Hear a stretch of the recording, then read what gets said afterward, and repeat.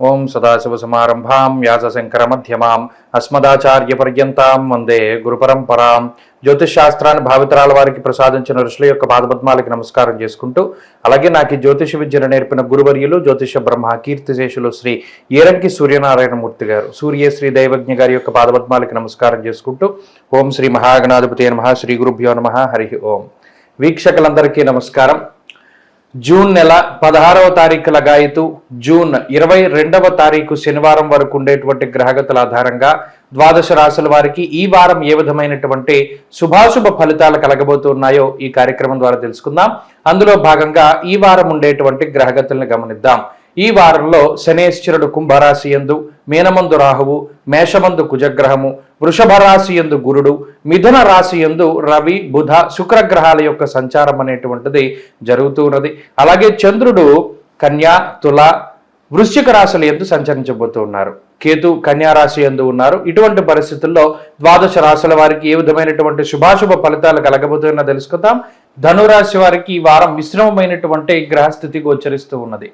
ప్రత్యేకించి అనుకూలించేటువంటి గ్రహాల యొక్క సంఖ్య ఈ వారం తగ్గుతూ ఉండడం, అలాగే ప్రతికూలించేటువంటి గ్రహాల యొక్క సంఖ్య పెరగకపోవడం వల్ల మిశ్రమమైనటువంటి వాతావరణం ఉంటుంది. ప్రత్యేకించి సప్తమ స్థానంలో రవిగ్రహం, బుధగ్రహం, శుక్రగ్రహాల యొక్క సంచారం, షష్ఠ స్థానంలో గురుడు, పంచమ కుజుడు, చతుర్థ స్థానమందు రాహు, ఇలా అన్ని గ్రహాలు కూడా ప్రతికూలమైనటువంటి స్థానాల్లో ఉంటూ ఒక్క శనిచంద్రుల యొక్క అనుకూలత వల్ల మాత్రమే ఈ వారం కొంత సానుకూలమైనటువంటి ఫలితాలు ఉన్నాయి. అలాగే చంద్రుడు కూడా పూర్తి స్థాయిలో అనుకూలంగా ఉండడం వల్ల వారాంతంలోనే వ్యయచంద్రుని యొక్క స్థితిగతులు ఉండడం, అందువల్ల వారం మొదటి నుండి దాదాపుగా చివరి వరకు కూడా చంద్రబలం ఉన్నది. వెరసి ఈ గ్రహస్థితి ఈ రాశి వారికి ప్రత్యేకించి దాంపత్య జీవనంపై ప్రభావాన్ని చూపెడుతుంది.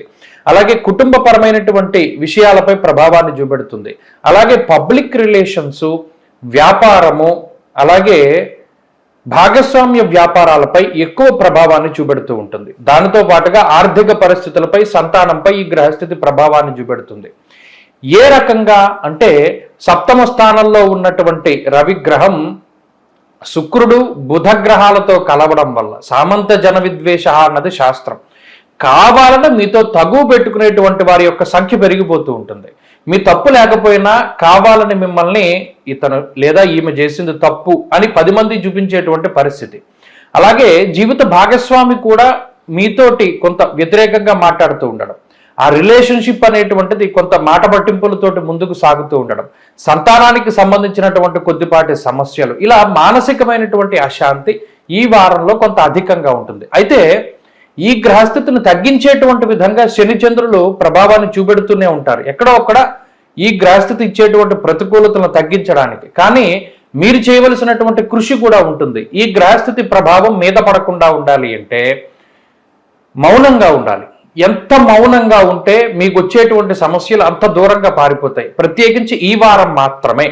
కాబట్టి మౌనంగా ఉండడానికి ప్రయత్నం చేయండి. ఎందుకంటే ఆర్థిక ఇబ్బందులు లేవు, ఆరోగ్య సమస్యలు లేవు, ఉద్యోగ వ్యాపార సమస్యలు ఏమీ లేవు.